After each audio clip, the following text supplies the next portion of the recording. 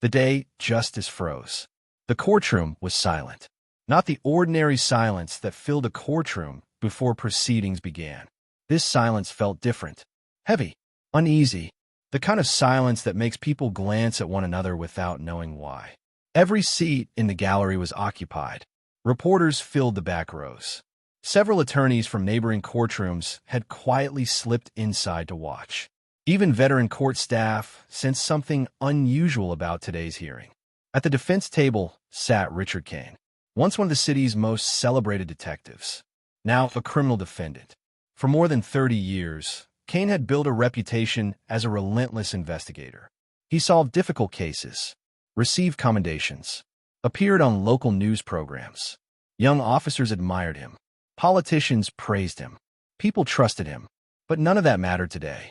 Today, Richard Kane wore no badge, no authority, no power, only handcuffs. The 62-year-old stared at the table before him. His lawyers whispered strategy. He barely listened. His thoughts were elsewhere.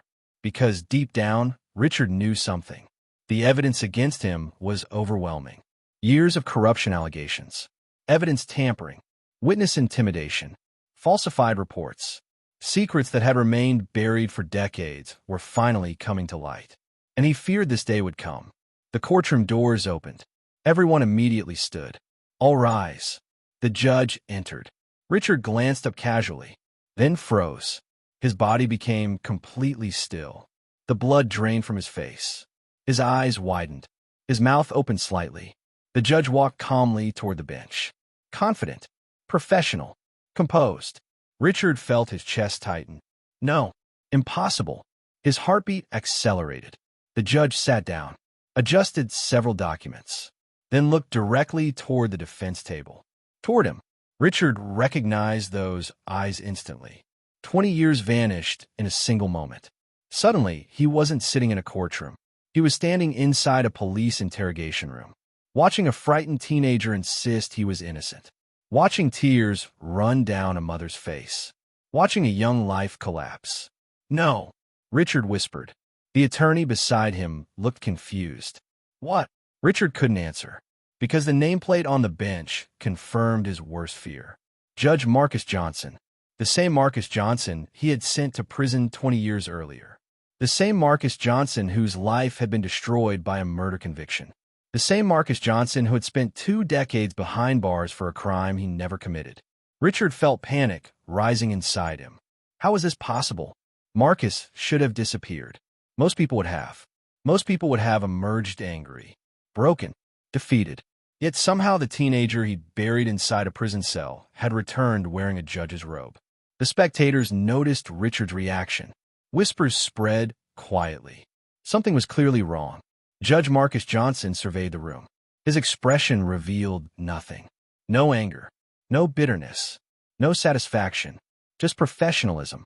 Years earlier, Marcus had dreamed of becoming a lawyer. Now, he presided over one of the most important trials in the city's history. And standing before him was the man responsible for the worst injustice he had ever suffered. The irony was almost unbelievable. Marcus opened the case file. The pages rustled softly. Then he spoke. His voice was calm, measured, controlled. Good morning. The courtroom listened carefully. We are here today to continue proceedings in the matter of the state versus Richard Kane. Richard lowered his eyes. For the first time in his life, he felt truly powerless. Because he remembered exactly what he had done. And he remembered the boy who had begged him to listen. A boy he ignored. What nobody in the courtroom understood was that this trial had actually begun 20 years ago. Long before Richard Kane became a defendant. Long before Marcus Johnson became a judge. It began on a rainy night. A night when a powerful man's son was murdered. A night when a city demanded answers. And a night when an innocent teenager became the perfect scapegoat. One accusation changed the course of a young man's life forever. But while everyone believed the story was finished, the truth was quietly waiting to be discovered. The perfect scapegoat. 20 years earlier, Marcus Johnson lived in a small apartment on the east side of the city. The building was old. The elevators barely worked. The plumbing failed regularly. Most people saw the neighborhood and assumed failure was inevitable. Marcus disagreed. At 17 years old, he believed hard work could change everything. His mother made sure of that. Every morning before school, she reminded him of the same thing. Your circumstances are temporary. Marcus would smile. And my future? His mother always gave the same answer. That's yours to decide. Those words stayed with him. Because life wasn't easy. Money was constantly tight. His mother worked long hours at a nursing home. Sometimes she worked double shifts just to pay rent. There were weeks when she skipped meals so Marcus could eat properly. Marcus noticed, even when she pretended everything was fine. Watching her sacrifice so much fueled his determination. He refused to waste the opportunities she was creating for him. During the day, he attended school. After classes, he worked at a neighborhood grocery store. Then he studied late into the night. While many teenagers spent weekends relaxing, Marcus spent his preparing for the future. His dream was simple. He wanted to become a lawyer. Not because lawyers earn money. Not because of prestige. Because he believed the law could protect people. As a child, he had watched families in his neighborhood suffer from unfair treatment. Evictions, false accusations, discrimination. People who couldn't afford legal representation often lost battles before they even began. Marcus wanted to change that. His teachers noticed his intelligence. Several encouraged him to apply for scholarships.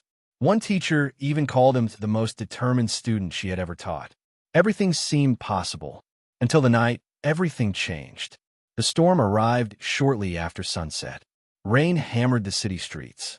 Thunder echoed between buildings. Marcus had just finished his shift at the grocery store. He hurried toward the bus stop carrying a backpack full of school books. At nearly the same time, across town, another young man was driving home from a political fundraiser. 22-year-old Andrew Whitaker, the son of influential city councilman Thomas Whitaker. Andrew's body would be discovered less than an hour later, shot to death inside his vehicle. By midnight, the city was in shock. By sunrise, the story dominated every news channel. The victim wasn't just another citizen. He was the son of one of the most powerful politicians in the region. The pressure on law enforcement became immediate. Reporters demanded updates. Politicians demanded arrests. Citizens demanded justice. Everyone wanted answers, and they wanted them fast. The investigation quickly landed on Detective Richard Kane's desk. At first, Kane intended to conduct a thorough inquiry, but the pressure became overwhelming. Every day, his superiors demanded progress. Every day, city leaders demanded results. Every day, the media intensified scrutiny. The real investigation was complicated. There were multiple suspects, conflicting evidence, several possible motives. Finding the actual killer could take months, maybe years. The city didn't want patience. It wanted an arrest. Then Richard Kane received a tip. A witness claimed to have seen a young man near the area shortly before the murder. The description was vague, extremely vague, but it pointed toward Marcus Johnson, a teenager with no criminal record, no history of violence, no connection to the victim, no motive, nothing. Under normal circumstances, investigators would have moved on. Instead, Kane saw opportunity. Marcus was poor, unknown, powerless. Nobody influential would defend him. Nobody important would ask difficult questions. Slowly, the investigation shifted. Evidence that contradicted the theory was ignored. Witnesses whose stories didn't fit were dismissed. Small details were exaggerated. Weak connections became major breakthroughs. And before Marcus even realized he was being investigated, his future was already slipping away. 3 days later, police cars arrived outside his apartment building. Neighbors watched from windows. Children gathered on sidewalks. Marcus opened the door, confused. The officers immediately grabbed him. His mother screamed, "What is happening?" No one answered. Marcus was placed in handcuffs. The officers announced he was being arrested for murder. The entire neighborhood watched in disbelief. Marcus looked at his mother as officers pushed him toward a patrol car. Tears filled her eyes. "Mom!" She ran toward him. "I'll get you help." Marcus nodded desperately. "I didn't do anything." But his voice was already disappearing beneath the flashing lights and growing crowd. As the police car pulled away, Marcus looked back one final time. His mother stood alone in the rain, crying, terrified. And neither of them knew that this would be the last normal day either would ever have again. The interrogation. Marcus had never been inside a police station before. The cold gray walls, the fluorescent lights, the locked doors. Everything felt unreal. He kept telling himself there had been a mistake. Any minute now, someone would realize it. Any minute now, they would let him go home. But hours passed, then an entire day. No one apologized. No one explained. Instead, Detective Richard Kane entered the interrogation room. He placed a file on the table, sat down, and stared at Marcus. "You know why you're here?" Marcus shook his head. "No, sir." Kane opened the file. "Andrew Whitaker is dead." Marcus looked confused. "I don't know who that is." Kane leaned back. For a moment, he seemed disappointed, as though Marcus wasn't cooperating with a script already written. "You were seen near the crime scene. I was walking home from work. You expect me to believe that?" Because it's true. The questioning continued for hours. Every answer Marcus gave seemed to make Kane more frustrated. Not because Marcus was lying, because he wasn't, and that made building the case harder. Days later, witnesses began appearing. One claimed Marcus was arguing with someone near the victim's vehicle. Another claimed he had seen Marcus running from the area. The stories didn't match. The timelines didn't fit, but the inconsistencies were ignored. The city wanted a killer, and Marcus had become the chosen one. Meanwhile, his mother spent every dollar she had trying to help him. She borrowed money, sold belongings, worked extra shifts. But good lawyers cost money. Money they didn't have. Eventually, Marcus was assigned an overworked public defender handling dozens of cases. The odds were already against him. He just didn't know how badly. The trial that was never fair. The trial began 6 months later. The courtroom was packed. News cameras waited outside every day. The public had already decided Marcus was guilty. The trial simply made it official. The prosecutor told a compelling story. A story supported by selective evidence, questionable witnesses, and crucial facts left out entirely. Marcus sat quietly throughout most of the proceedings. Sometimes he glanced toward the jury, searching for any sign that someone believed him. He found none. His mother attended every session. Every day, she sat in the front row. Every day, she prayed. Every day, she watched her son's future slipping away. Then came closing arguments. The prosecutor spoke confidently, painting Marcus as a violent young criminal, a threat to society. The defense offered little resistance. The jury deliberated for only a few hours, then returned. Marcus already knew what was coming. The foreman stood. "We find the defendant guilty." The words hit like a hammer. His mother collapsed into tears. Marcus felt numb. The judge announced the sentence. 20 years to life. The courtroom faded around him. He heard people speaking, but the words sounded distant, like echoes underwater. As officers grabbed his arms, Marcus looked back one final time. His mother was crying uncontrollably. Their eyes met. "I didn't do it," Marcus shouted. "I'm innocent." No one answered. The prison doors closed behind him hours later. And with that sound, the life he had known disappeared. 20 years of darkness. Prison changed everything. The first year was the hardest. Marcus quickly learned survival mattered more than justice inside those walls. Violence was common. Hope was rare. Many inmates gave up. Some became angry. Others became broken. Marcus nearly became both. Then tragedy struck. 5 years into his sentence, a letter arrived. His hand shook as he opened it. His mother had passed away. A heart attack. She had died waiting for his release, waiting for the day he would come home. Marcus sat on the edge of his bunk, staring at the letter. Hours passed. Then night came. For the first time since entering prison, he cried. Not because he was incarcerated, because he would never see her again. For weeks he barely spoke. The grief nearly consumed him. Then one morning something changed. He remembered something his mother used to say. "Your circumstances are temporary." The words refused to leave his mind. That day Marcus walked into the prison library, and his future changed forever. He started reading law books, then more law books, then court opinions, constitutional law, criminal procedure, evidence rules, appeals, anything he could find. Years passed. Marcus became known throughout the prison. Inmates sought his advice. He helped draft appeals, prepared legal motions, explained legal concepts.